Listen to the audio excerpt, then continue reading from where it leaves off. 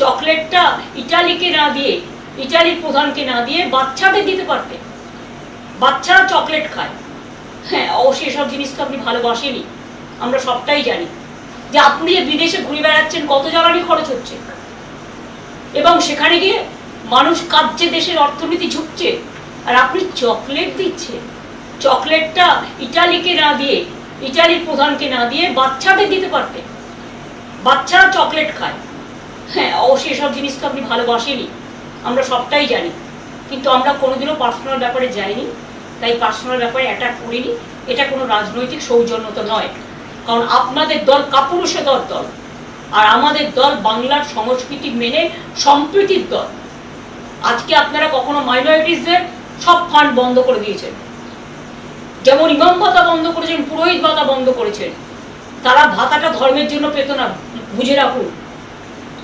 আমরা যখন ক্ষমতা এসছিলাম, জেনে রাখুন, তখন একটা পোলিও কেস হয়েছিল হাওড়ায়, এবং সেই জন্য ভারতবর্ষ রেড লিস্টেড হয়ে গেছিল, ব্ল্যাক লিস্টেড হয়ে গেছিল।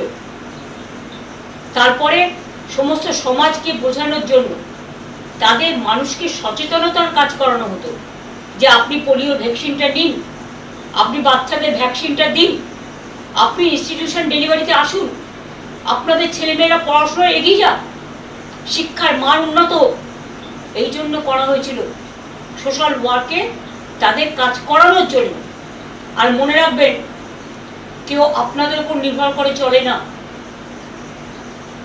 আপনাদের তো এইসব খুচকাচ টাকার প্রয়োজন নেই, কারণ আপনাদের তো আর দেশের সব টাকাটাই যে আপনাদের সম্পদ হয়ে গেছে পার্টি। সোনা কিনবেন না, গাড়িতে চড়বেন না, দোকানে যাবেন না, রেস্টুরেন্টে যাবেন না, শুধু সন্ত্রাস চালান।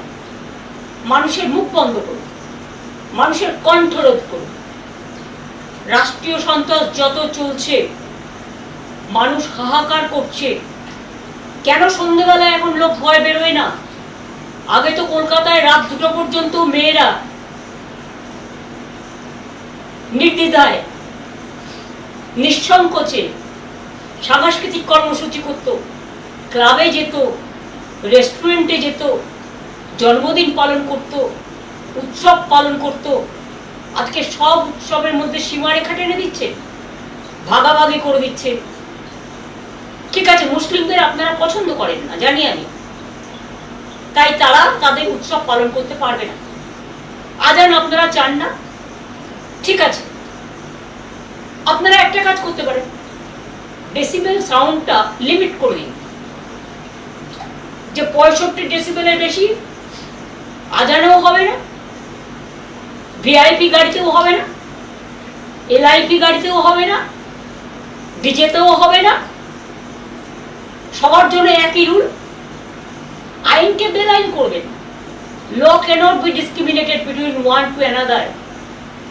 মনে রাখবেন, আর্টিকেল 14 যেমন আছে সংবিধানে, আমাদের কোডে, আমাদের লয়ে আর্টিকেল 19 আছে, আর্টিকেল 21 আছে। একবার পড়ে দেখেছেন আইনগুলো কি বলে? আপনার কারো অধিকার কারবার অধিকার আপনার কেউ দেয়নি। দেশ চলে গণতন্ত্র মেনে, সংবিধান মেনে। দেশটাকে এইভাবে দুর্লভলুণ্ঠিত করে, ভুলণ্ঠিত করে, অত্যাচারিত করে, কুৎসিত চেহারা, কদর্য চেহারায় নিজেদের মনগুলোকে এক একটা স্তূপাকার জঞ্জালে পরিণত করেছেন।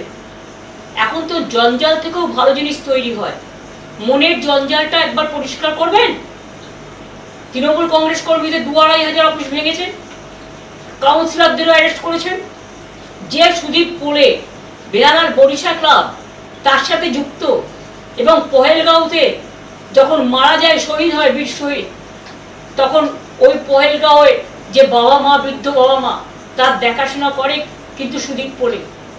তাকে আপনারা কালকে রাত্রিরে হঠাৎ করে অ্যারেস্ট করেন, কি না তো এক্সটর্শন কেস। দুজনকে বসিয়েছেন এখানে। তারা কারা? আমি নাম করতে চাই না, আমার লজ্জা লাগে নাম বলতে। তারা নির্বাচন পরিচালনার দায়িত্বে ছিলেন। একজন বাংলার সিইও আর একজন ডেপুটি সিইও হয়েছিলেন।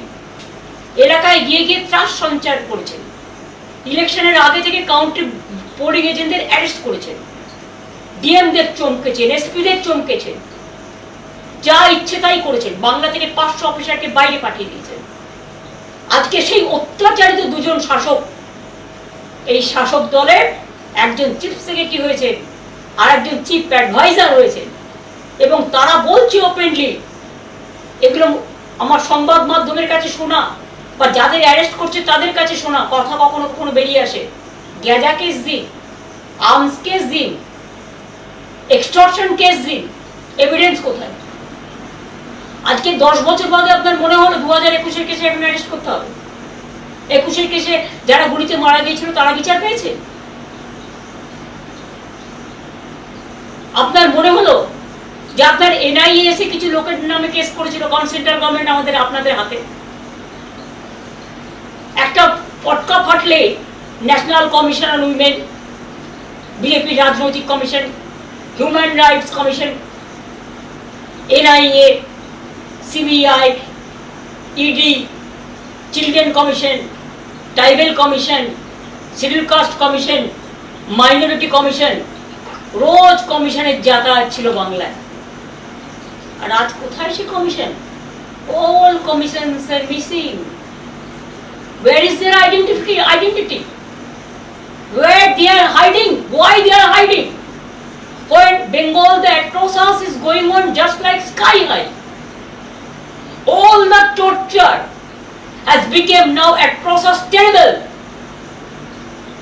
You have captured the vote. You have looted the vote. आपने वोट लूट किया है। इसका बाद आपका शर्म नहीं लगता है कि आप हमारा 2-2.5 हजार पार्टी वर्कर को आपने अरेस्ट किया? आपने हमारा 2-2.5 हजार पार्टी ऑफिस को लूट किया?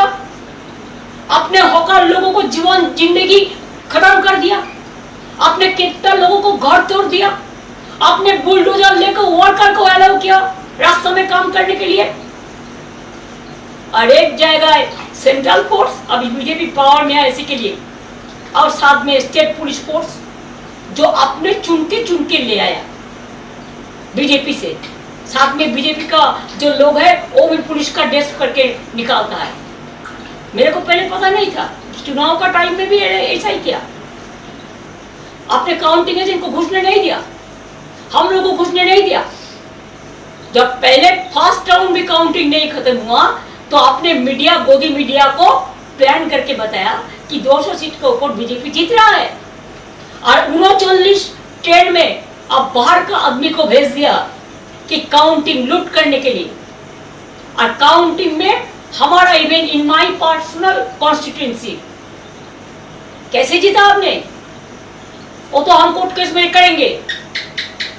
आपका अगर गट्स है तो फोरेंसिक रिपोर्ट करिए। ईवीएम मशीन हम लोग चाहते हैं, पूरा हमको मिलना चाहिए ईवीएम मशीन का report.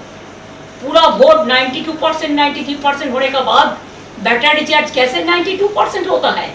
Mister Dhiren Kumar, may I ask you the question, only you are the expert. अब बहुत बड़ा टाइगर हो गया बीजेपी को जिताने के लिए। लेकिन एक दिन सोचिए, कोई तो ऊपर वाला होता है ना, सब देख रहा है। आज बंगाल को लूट किया, आज आपको इसके लिए दिल्ली चला जाएगा कि हम लोग वीक नहीं है। आज हम लोगों पर अत्याचार चल रहा है, हमारा वर्कर को हर रोज अरेस्ट कर रहा है, हमारा इलेक्टेड बॉडी को फंक्शन नहीं करने दे रहा है।